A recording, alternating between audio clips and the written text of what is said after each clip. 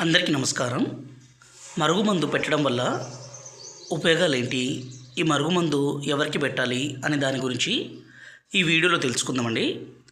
ఈ మరుగుమందుని మనం ఒక వ్యక్తిని వశపరచుకోవడానికి, మన మాట వినే విధంగా చేసుకోవడానికి, మన మీద ప్రేమ కలిగే విధంగా చేసుకోవడానికి ఈ మరుగుమందును పెట్టాలి. ఈ మరుగుమందు అనేది రెండు రకాలుగా ఉంటుంది.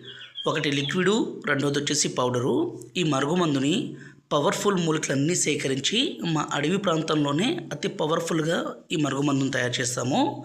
ఈ మరుగుమందు కావాలనుకుంటే గురువుగారి నెంబరు పైన డిస్ప్లే మీద ఇచ్చాము.